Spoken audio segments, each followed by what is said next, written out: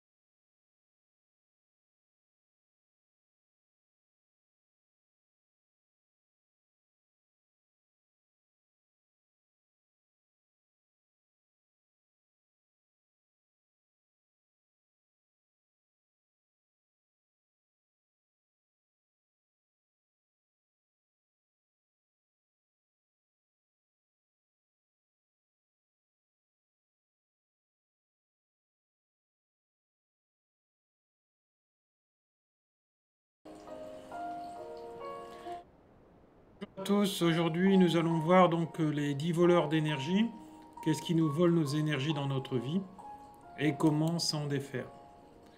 Alors, voilà. Donc, donc en fait c'est des énergies qui nous attrapent et nous vident, nous nous en rendons pas compte, mais en fait nous vivons tellement à l'affût du banal que nous n'écoutons pas ce qui est réellement important. Prendre de la distance et s'éloigner de ce qui n'est pas nécessaire nous aide à améliorer notre santé et à tous les niveaux. À tous les niveaux. La difficulté se trouve dans le fait d'être conscient. Donc vous savez que le comportement de certaines personnes ou ce qu'ils peuvent dire sur nous arrive à un moment donné, s'ils ne sont pas respectueux ou ils ne veulent pas ils ne veulent pas entendre raison, vous devez lâcher. Hein, parce que souvent, il y a des personnes qui vous vont demander conseil, mais ils auront leur propre opinion et ils voudront avoir raison. Donc ça, c'est des énergies qu'il ne faut pas accepter. Voilà, puisque en fait, tout le monde a raison, quel que soit dans le niveau où il est de conscience dans lequel il est. Hein. Il y a des gens qui sont très éveillés et donc eux, ils sont dans un autre niveau de conscience. Eux, ils voient la globalité et ceux qui sont en souffrance voient qu'une perception de leur réalité et de la réalité de la globalité. Donc voilà. Donc se trouve dans la façon d'être conscient. C'est important la façon d'être conscient, ce qui est nocif pour marcher vers le lieu qui nous offre une certaine stabilité. Le fameux leader spirituel a alors rassemblé voilà les 10 voleurs qui nous pompent. Donc ça c'est issu en fait des paroles du Dalai Lama. Donc voilà, c'est une personne qui est très célèbre et qui est très très éveillée spirituellement. Donc ce sont que des belles paroles. Donc voilà, donc c'est important de le comprendre. Donc c'est très important, voyons cela. Donc les personnes abonnées à la plainte, donc il faudra éviter, laisser parler les personnes qui ne viennent à vous que pour partager leurs plaintes, leurs problèmes, leur histoire désastreuse, leurs peurs, leurs maladies, leur jugement des autres. Si quelqu'un cherche un endroit pour jeter sa poubelle, mieux vaut que ce ne soit pas votre esprit. Il y a même des gens qui sont sur le chemin de l'éveil et qui feront que radoter tout le temps la même chose. J'en ai connu, qui vont ressasser leur maladie, ressasser là où ils ont été, là ce qu'ils ont vécu, là ce qu'ils ont pu guérir miraculeusement, par exemple, des choses comme ça. C'est parce qu'ils n'ont pas dépassé le point du traumatisme et ils ne l'ont pas guéri. Alors tout ça, bien sûr, vous pouvez le guérir, bien sûr, avec des soins transgénérationnels que je fais, la méthode que j'ai apprise en Sibérie. Je vous l'apprends aussi si vous voulez, et je peux vous soigner aussi. Donc voilà, les personnes branchées sur le mode de contestation automatique nous épuisent et nous fatiguent, mais mettre un once d'énergie en fait dans le fait de soulager les égocentriques des autres détruit notre essence. Alors, on dit que quelqu'un cherche un endroit pour jeter sa poubelle, mieux vaut qu'elle ne soit pas sur vous. Hein. Éloignez votre vie, tous. Éloignez-les de votre vie qui vous éloigne de vous et ne pas laisser, le pas sur les autres hein, qui vous font souffrir. Vous arrachez à vos racines, allez vers en fait le mieux-être et vers ce détachement hein, et sortez de ces tourments.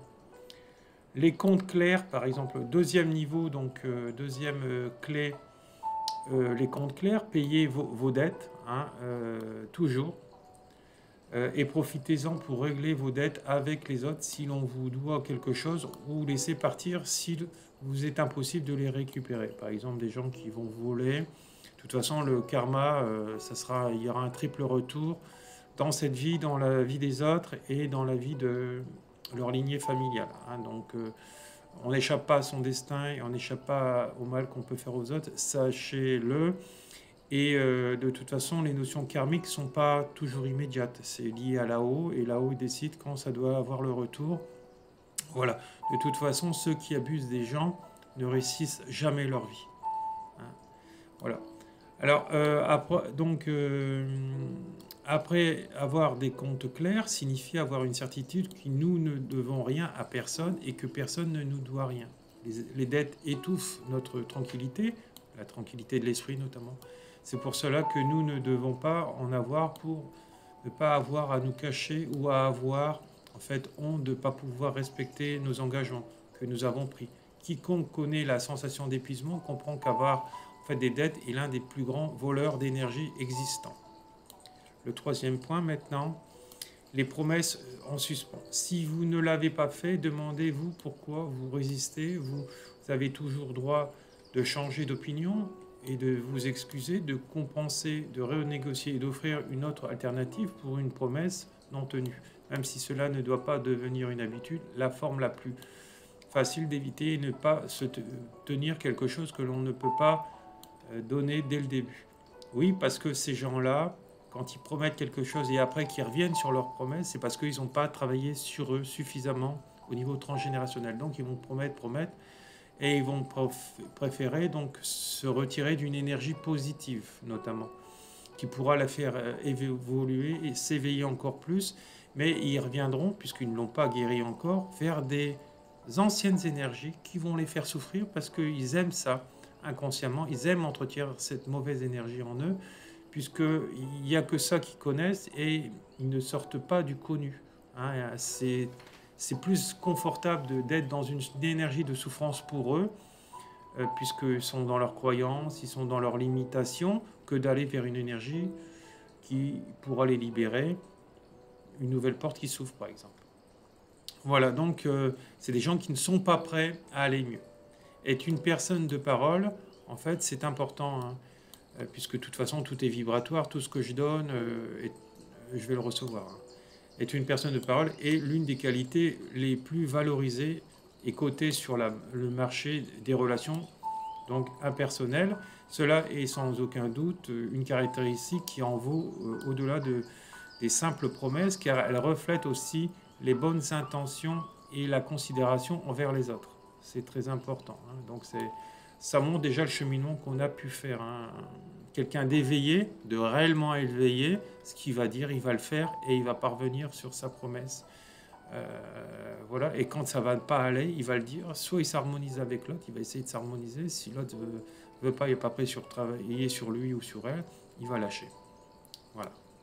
Alors c'est important. Voilà, ne pas écouter en fait, ne pas écouter ses intérêts illimités, la mesure du possible et déléguer les tâches que vous ne préférez pas faire et consacrer votre temps à faire ce que vous aimez. C'est important de le faire, ne pas se forcer non plus. Ne pas déléguer ce qui est en nous procure de l'aversion et qui est possible de déléguer. Voilà, suppose de remplir de notre vie d'une négativité non nécessaire. Parfois, nous ne sommes tout simplement pas en condition de faire quelque chose, peut-être même qu'une autre personne, en fait, va mieux le faire ou mettra plus d'entrain à le faire. Cela vaut aussi pour le bien du foyer. Dans le foyer, il faudra aussi être dans le partage. Le foyer que dans le travail, hein, c'est nécessaire. Voilà. Alors, il y a sûrement des centaines d'options qui garantissent une meilleure condition. Cela garantit un équilibre, voilà, positif dans nos vies. Le cinquième point, ne pas se reposer ni agir. Donnez-vous la permission de vous reposer si vous n'êtes pas à un moment où vous en avez besoin. Donnez-vous la permission d'agir si vous êtes dans un moment d'opportunité. Chacun a son rythme et il est important de savoir se reposer et de reprendre des forces. Ne pas le faire lorsque nous en avons besoin implique de perdre ses forces et de commettre des irresponsabilités deviendront aussi des regrets. Désordre.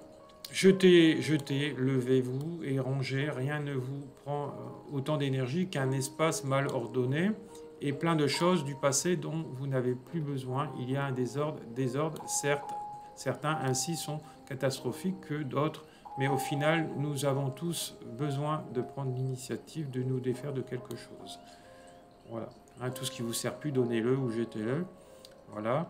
Et n'écoutez pas les gens qui vous disent, par exemple, il y a ceci, il y a cela chez vous, et puis vous, ça vous satisfait, et que la personne, ça la satisfait. Souvent, quand les gens ils trouvent qu'il y a des choses désordonnées chez les autres, souvent, quand c'est des gens qui sont en souffrance, c'est parce que c'est désordonné déjà dans leur tête.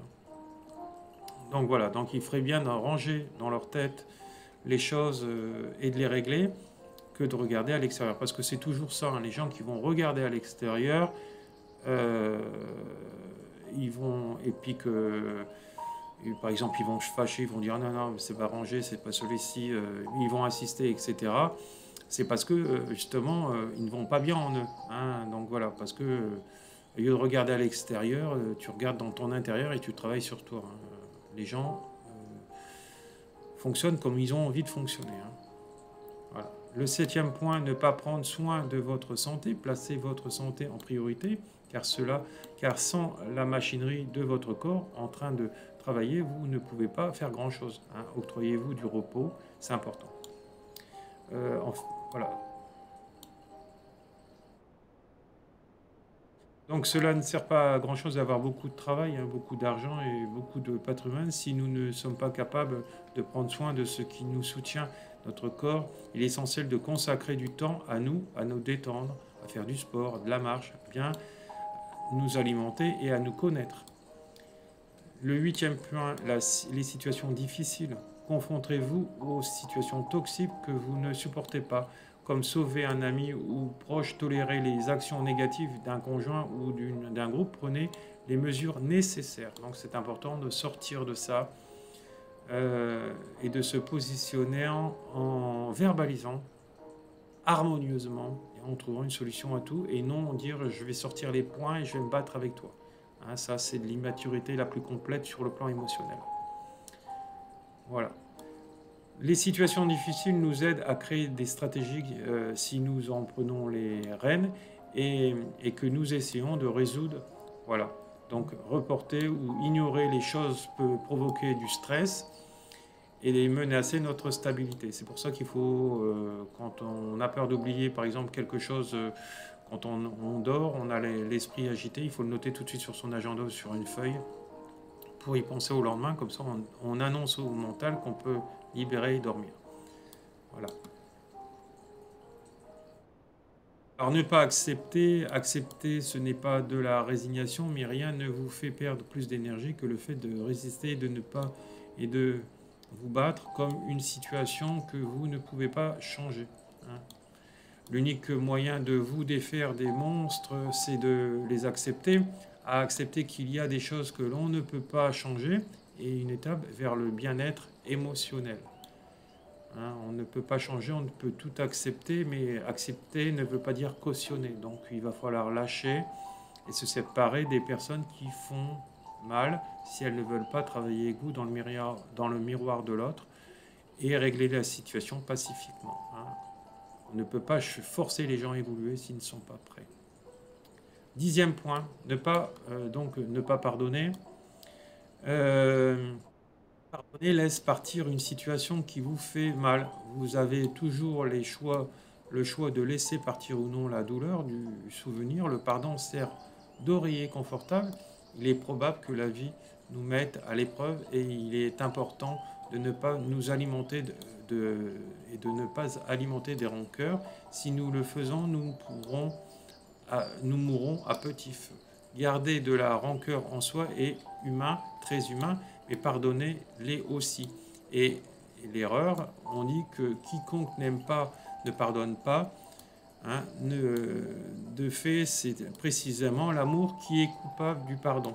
L'amour pour l'autre, pour la vie, pour le monde et pour soi-même est très importante. Voilà, donc en fait, les gens qui ne vont pas bien, en fait, c'est qu'ils ne sont pas méchants, en fait. Les gens qui ne vont pas bien, qui sont dits soi-disant méchants par d'autres, ne sont pas des méchants. En fait, c'est des gens qui sont en souffrance. Donc, c'est pour ça qu'il faut tout accepter, tout pardonner. Tout accepter ne veut pas dire tout cautionner. Ça veut dire que j'accepte que la situation se soit réalisée, qu'il soit comme ça, et que la personne n'est pas capable de se dépasser dans la relation avec moi. Donc moi, je travaille sur moi, je travaille sur elle en miroir, si elle veut plus faire équipe, c'est qu'elle est encore à côté et elle n'est pas prête, voilà, je dirais à côté de ses pompes, elle n'est pas prête, elle est immature sur le plan émotionnel, et donc il faut la laisser faire son cheminement seule, et si elle a des addictions par exemple, de toute façon, elle va attirer une personne qui est aussi addicte, hein, qui a des problématiques aussi en miroir avec elle, et qui elle va attirer. Et cette personne-là, elle va de nouveau aussi souffrir, la nouvelle personne qu'elle a attirée. Donc en fait, on n'échappe pas à son incarnation et on ne doit pas non plus la subir. On doit la conscientiser pour la comprendre.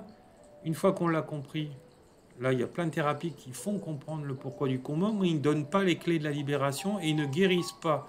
Donc c'est pour ça qu'il faut mettre du chamanisme dessus, notamment dans le transgénérationnel, où on diagnostique le problème, comme dans beaucoup de thérapies, mais après on donne les clés de la guérison pour travailler et guérir définitivement ce qui n'allait pas et ce qui revenait inlassablement. Donc la guérison est très importante. Voilà, donc il n'y a qu'avec des soins transgénérationnels, et les soins transgénérationnels, vous les avez donc uniquement en fait dans le chamanisme, dans celui que j'enseigne notamment. C'est important de le comprendre parce qu'il n'y a pas beaucoup de thérapies à l'heure actuelle qui travaillent au niveau transgénérationnel, même si beaucoup de gens disent qu'ils le font. Hein, attention, il y en a combien qui disent qu'ils font les choses, mais ça ne les règle pas. J'ai beaucoup de gens en consultation qui me disent oh, pourtant j'ai travaillé avec cette dame, ceci, cela, mais après on se rend compte que on leur a dit qu'ils ont fait un recouvrement d'âme qui n'en était pas un pour guérir un trauma, et parce que en fait la problématique elle est toujours active, la personne souffre toujours de cette problématique. C'est comme ça qu'on voit que le soin a marché ou a pas marché. Voilà, il y a effectivement des outils thérapeutiques qui sont plus puissants que d'autres. Voilà, je vous remercie. Vous aurez tous les éléments pour pouvoir me joindre sous cette vidéo. N'oubliez pas de liker, de partager ces vidéos et de vous abonner à la chaîne YouTube, puisque ça fait remonter les algorithmes et que, en fait de compte, les gens, si vous voulez aider ce monde à aller mieux, il faut partager tout ce qui résonne en vous et tout ce qui vous fait du bien. Hein, moi, je suis là pour vous donner ces enseignements spirituels et je ne suis pas là pour vous conforter en fait dans vos croyances. Je suis là justement pour vous dépasser, pour vous aider à vous dépasser. Voilà, hein, il y en a tellement qui vous confortent en fait dans vos croyances et moi je veux pas du tout ça. Donc voilà, je veux apporter aux gens qui veulent aller mieux, qui veulent changer, qui veulent sortir de leurs pensées limitantes, de leurs croyances, pour justement devenir une nouvelle personne en mourant sur l'ancien corps, cette ancienne énergie, pour renaître dans cette nouvelle énergie. Voilà, je vous remercie à tous, vous retrouverez tous les éléments pour pouvoir me joindre sous cette vidéo. Merci à tous.